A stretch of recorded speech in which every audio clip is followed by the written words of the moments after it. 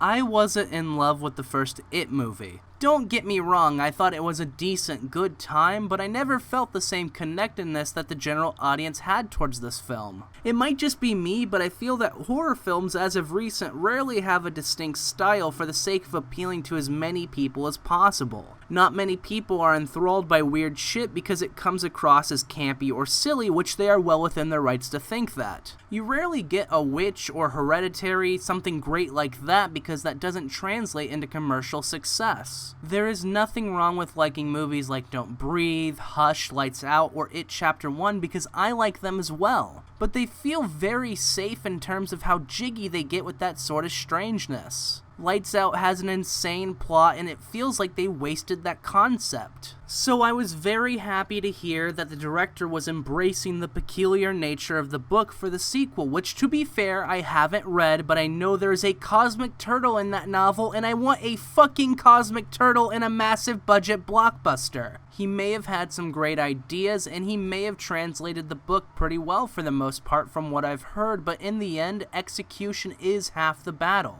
And the execution of It Chapter 2 was lacking. This video will contain small spoilers for It Chapter 2. Take your pick, Billy boy. Holy fuck, this movie is long. Which fascinates me because I felt bored a lot of the time, but I also felt as if the movie was rushing every single one of its plot threads. I'm absolutely astounded by how I got bored by a movie that is moving that quickly. That's a fucking 1,000 gamerscore achievement right there. I read a review online a few weeks ago that I can't find anymore that perfectly summarizes how It Chapter 2 fails with its pacing. They said it feels like a 6-hour movie that got condensed into a 3-hour movie. I completely agree with that sentiment. You've got each of these adults confronting something from their past, which, by the way, some of those things from the past seem to come from nowhere and aren't even connected to the original film. But it seems like the movie wants to get these moments over as soon as possible just so they can get another scare in. There are few moments of stillness and letting the weight of a dramatic moment sit because we've got to get the scary clown on screen every 10 minutes. As someone who watches a lot of movies and participates in theater as my major, there is so much power in slowness and stillness, and that's something It Chapter 2 never seems to get. I'm not afraid of you. You will be.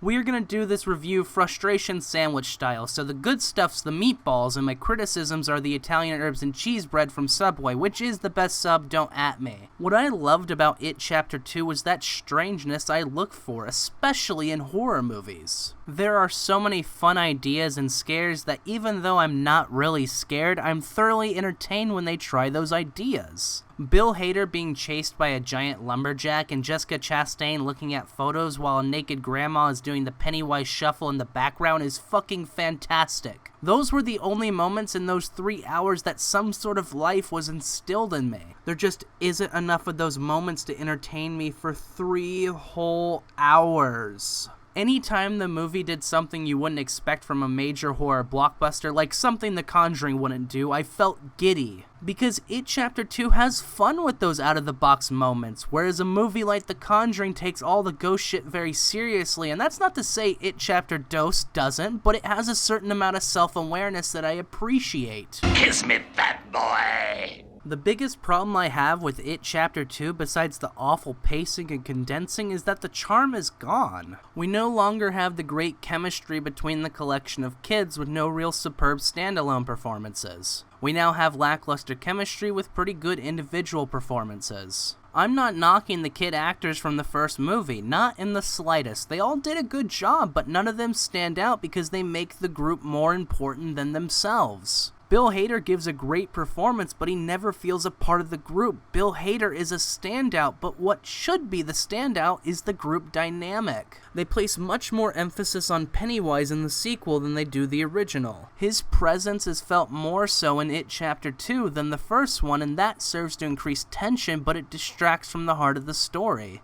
The losers. Blew the whole circus away. Overall, It Chapter 2 is sort of a mixed bag that could have been fixed if they had cut several plot elements while keeping and amping up that weirdness. You've got a good foundation, it just needed to be put into the hands of a skilled director. I give It Chapter 2 a 4 out of 10. I disliked it. I'd recommend this movie to anyone who wouldn't mind the absence of the cosmic turtle, because you better believe I minded. Thanks for watching. Feel free to follow me on Twitter, @DeWorstCritic, or join my Discord. That link is on the screen right now and in the description down below. Subscribe, hit the bell, and farewell.